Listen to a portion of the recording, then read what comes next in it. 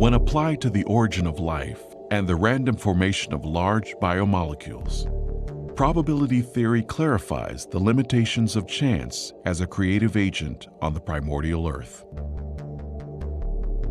For example, what are the odds a single protein could form exclusively through the blind interactions of chemistry? Our target is one smaller than average molecule made from 150 amino acids, each aligned to ensure a folded chain. Researchers have calculated that on the ancient Earth, the probability of success was 1 chance in 10 to the 164th power. That's one correctly sequenced protein chain for every 100 million trillion trillion trillion trillion trillion trillion trillion trillion trillion trillion trillion trillion trillion failed attempts. But despite these enormous odds, some theorists argue that given enough time, anything is possible. Okay, let's test the validity of this opinion. We'll begin by establishing an ideal environment for chemical evolution, an imaginary world that will provide chance with every opportunity to succeed. First, we stock the oceans to capacity with amino acids. That means all the atoms on Earth, including its entire supply of carbon, nitrogen, oxygen, hydrogen, and sulfur, are available to form 10 to the 41st complete sets of the 20 types of amino acids used to build proteins. Then we'll alter the laws of nature to protect these building blocks from the destructive rays of ultraviolet light and chemical contamination in the primordial soup. Now let's turn the chemistry loose and see what happens.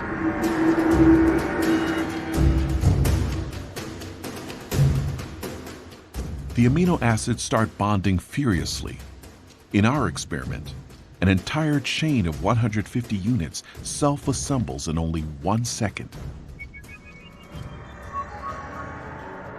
Since all 20 types of amino acids are available, at the majority of sites, there is a 5% or 1 in 20 chance the correct molecule will align in the chain.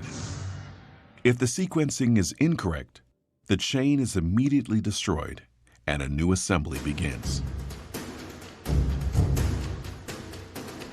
Throughout the planet, 6,000 million billion trillion trillion attempts will take place every minute.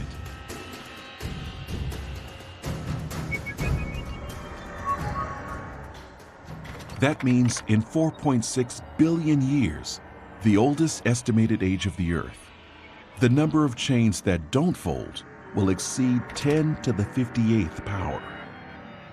It's a staggering total, but nowhere near 10 to the 164th. The trials necessary, on average, to build a protein of 150 amino acids by chance. So if undirected chemistry can't produce our coveted molecule during the entire history of the Earth, then how much time would have been needed? To find out, let's take a road trip. We'll start by erecting a bridge that spans the diameter of the observable universe, a distance of more than 90 billion light years. Then we'll place an amoeba on one end of the bridge. This single-celled organism will travel at the breakneck speed of 1 foot per year. It's off. While we wait for one protein to form by chance, the amoeba slides along for more than 5 billion years to cross the entire universe and then return. But this race is just getting started. The amoeba takes off again, successfully reaches the far side of the cosmos, then heads back home. Yet not even one functional protein is anywhere in sight. For the next trip, we'll add a payload. a single atom.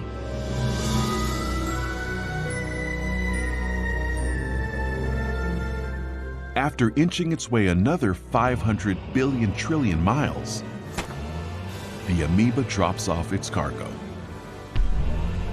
and returns for more. Will it get back before our lucky protein forms? Absolutely. In fact, it will complete another 10 round trips, then 20, 100, 1,000. And there's still no sign of a usable molecule. The amoeba continues making round trips until it has hauled off every atom on Earth. Then, all of the atoms in our solar system. Then, every planet and star in the Milky Way galaxy, one atom at a time. In fact, as we wait for one protein to self-assemble, the amoeba has so much time that moving at just 1 foot a year and carrying 1 atom per round trip, it will transport the entire universe more than 56 million times.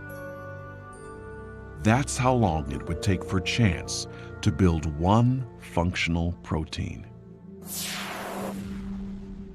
Now, suppose against all odds, chemical evolution produced our single functional protein. Would we have life? No.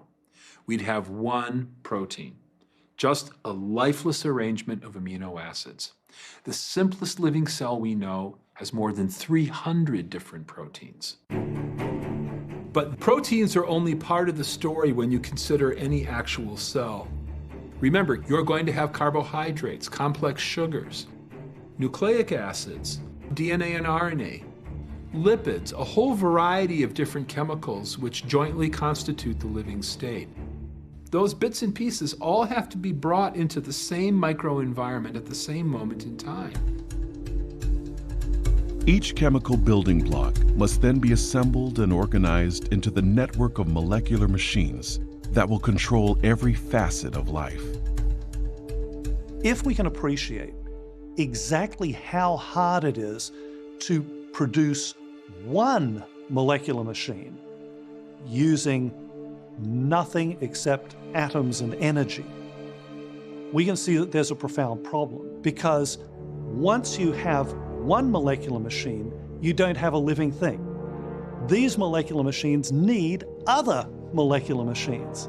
And even if nature was capable of producing all the molecular machines necessary, that still wouldn't be enough. They have to all be together, all in this tiny little membrane-bound space that we call a cell. From my understanding of what it takes to make a cell, it has to happen all at once.